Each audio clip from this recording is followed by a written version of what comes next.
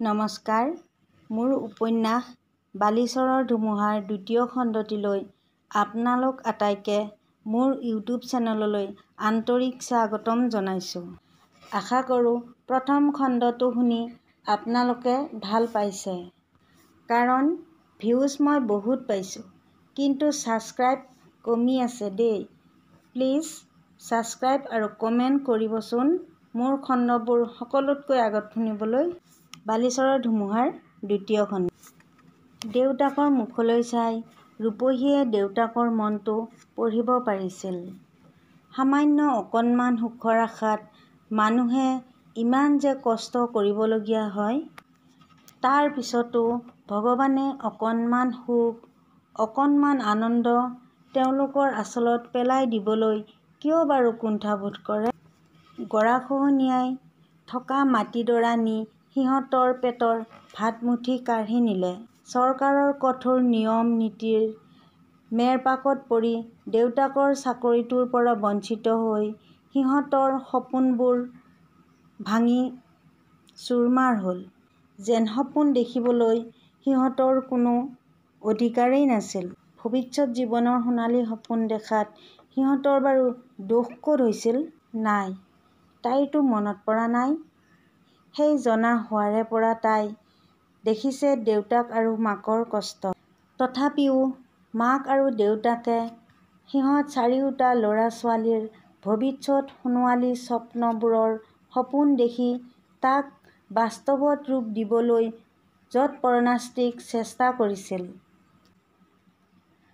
আৰু ঘৰখনত সদায় এটা সুস্থ বাতাৱৰণ গঢ়ি তুলিছিল।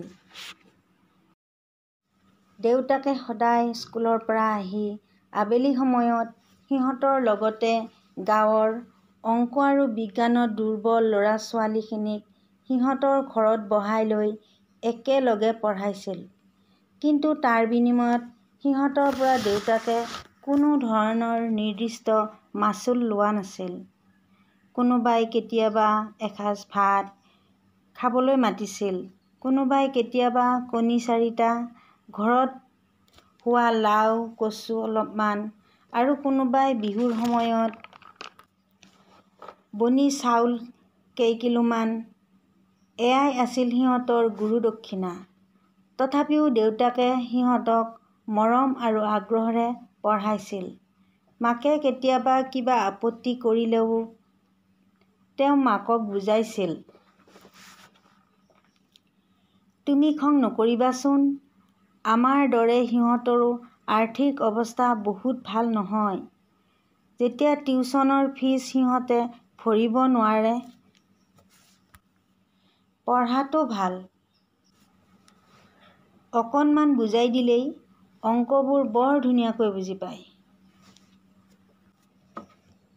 আৰু মই জনাখিনিহে শিকাইছোঁ, তাততো মোৰ একো লোকচান হোৱা নাই। মোৰ অকণমান সঁহাৰিয়ে যদি সিহঁতক আহি থকা ডাঙৰ ডাঙৰ হেঙাৰবোৰ অনায়াসে পাৰ হ'ব পাৰে, ভৱিষ্যতে যদি সমাজৰ একোজন ভাল মানুহ হ'ব পাৰে, মোৰ কিমান গৌৰৱ হ'ব জানা? আৰু এটা কথা কি জানা? যদি আমি সমাজখন ভাল হ'ব লাগে বুলি কওঁ, প্ৰথমতে আমি আমাৰ ঘৰখনৰ বাতাৱৰণ, আদৰ্শ, সকলোৰে মাজত মিলা-প্ৰীতি, মৰম-চেনেহ, ইজনে সিজনক বুজা-বুজি থাকিব লাগিব। তেতিয়াহে আমাৰ ঘৰখন এখন সুস্থ পৰিৱেশৰ ঘৰ হ'ব।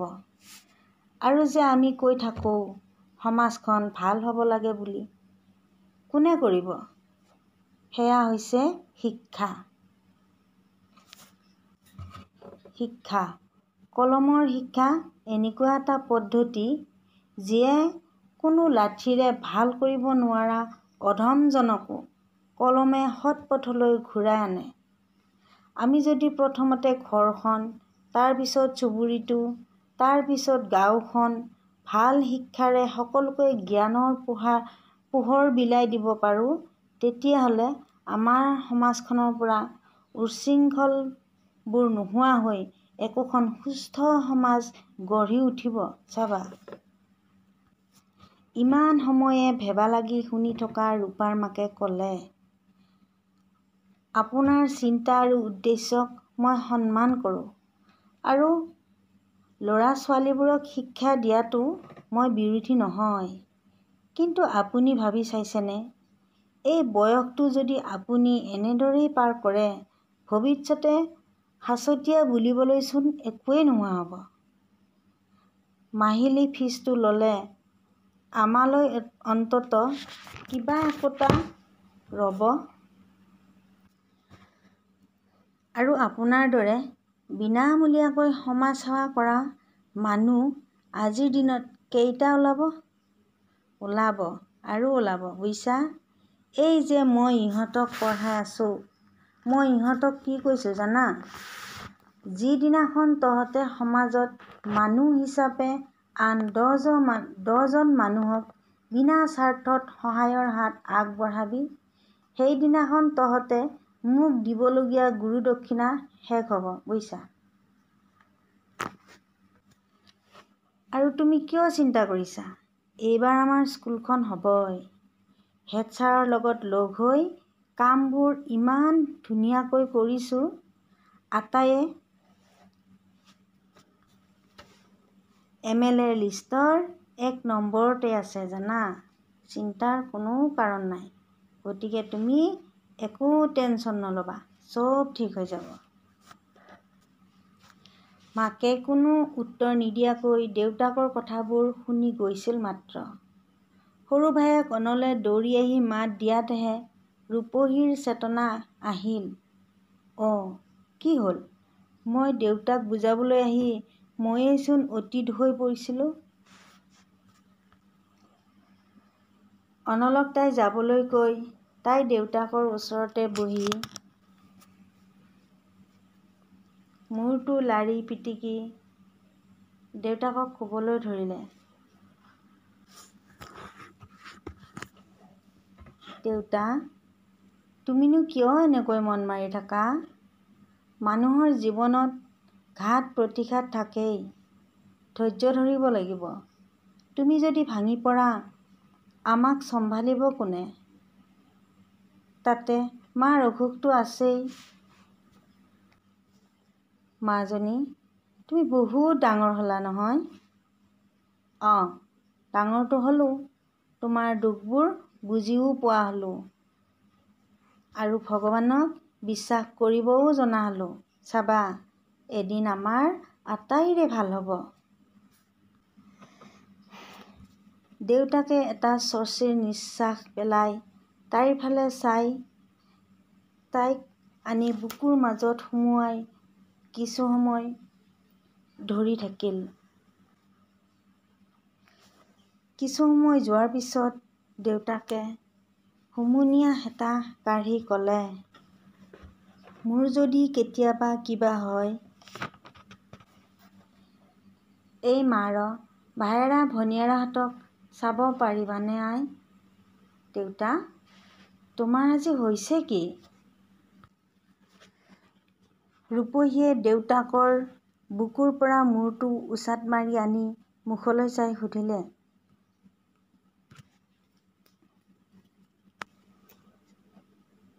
কিয় এনেবোৰ কথা কৈছা?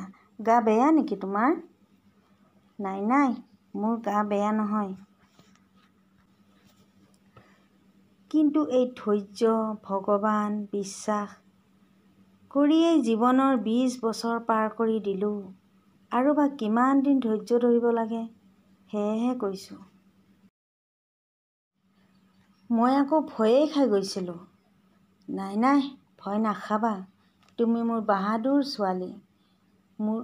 তুমি দুৰ্বল হ'লে নহ'ব, তুমি সাহসী হ'ব লাগিব, দুৰ্দান্ত সাহসী, জীৱনৰ বাটত আগবাঢ়ি যোৱাৰ সাহসী। মোৰ এটা কথা মনত ৰাখিবা আই, মানুহৰ জীৱনলৈ এবাৰ হ'লেও সোণালী সুযোগ আহে আৰু তাক যদি প্ৰত্যাখ্যান কৰা হয় মূৰ্খামি কৰা হ'ব আৰু নহয় জীৱনটোক লৈ ধেমালি কৰা হ'ব। তেওঁ কিছু আৱেগিক হৈ কান্দিবলৈ ধৰিছিল। দেউতাকৰ কথাবোৰ ৰূপহীয়ে ভালদৰে বুজি পাওঁ নাপাওঁ কৰি দেউতাকলৈ তাই মাথো চাই আছিল আৰু চকুৰ পানীবোৰ মচি দি দেউতাকক কান্দিবলৈ তাই মানা কৰিছিল। দেউতা, তুমি আজি ইমান দুৰ্বল হৈ কিয় পৰিছা দেউতা? হাজাৰ কঠিন পৰিস্থিতিৰ সময়তো বৰগছ হৈ থিয় দিয়া মানুহ তুমি দুৰ্বল নহয়। তেনেতে সিহঁতৰ চিনাকি দেউতাকে পঢ়োৱা ছাত্ৰ এজনৰ বাপেক চাহ দোকানী আহি সিহঁতৰ ওচৰ পাইছিল। ৰূপহী, কি হৈছে অ' আই? খুৰা, তুমি ঠিক সময়তে আহিছা। দেউতাৰ কি হৈছে চোৱাচোন। একেবাৰে মন খোৱা বোৱা বাদ দিছে। চাকৰিটো নহ'ল বুলিয়েইনো আমিবোৰ নোহোৱা হ'লো নেকি? ঠিকেই, আপোনাৰ ছোৱালীয়ে ঠিকেই কৈছে মাষ্টৰ। আজি আপোনাৰ চাকৰিটো হোৱা নাই, তাৰ বাবে আমিও বৰ দুখ পাইছোঁ। আপোনাৰ পৰিয়ালৰ বুলি নহয়, আমি আটাইয়ে দুখ পাইছোঁ। কিন্তু এনেদৰে খোৱা লোৱা বাদ দি শোকত ভাগি পৰিলে পৰিয়ালটো নোহোৱা হোৱা নাই নহয়। আপোনাৰ পৰিয়াল বহুত শক্তিশালী আৰু আমিবোৰ সদায় আপোনাৰ লগতে আছোঁ। আপুনি এনেদৰে দুৰ্বল হোৱাটো আমি নিবিচাৰোঁ। ছাত্ৰ-ছাত্ৰীক কঠিন শিলৰ ওপৰেৰে খোজ কাঢ়িবলৈ শিকাই আজি আপোনাৰ কি হ'ল? আপুনি মানুহ গঢ়ে, আপোনাক ঈশ্বৰে বেয়া কৰিব নোৱাৰে। হয়তো এয়া আপোনাৰ পৰীক্ষা। চাব, এদিন ভাল দিন আহিব, ধৈৰ্য ধৰক। ধৈৰ্যই মোৰ নোহোৱা হৈছে অ' নবীন। সেইটো হয়, কিন্তু আপুনি ধৈৰ্য ধৰিব লাগিব। ৰূপহী, যাচোন মাৰক কগৈ চাহ আনিবলৈ। মোৰ চাহ খাবলৈ বৰ মন গৈছে। ল, এই গজাকেইটা লৈ যা। লাল চাহ হ'লেই হ'ব, গাখীৰ নালাগে। আটাইয়ে লগ হৈ চাহ একাপকে খাওঁ। তুমি ঠিকেই কৈছা খুৰা।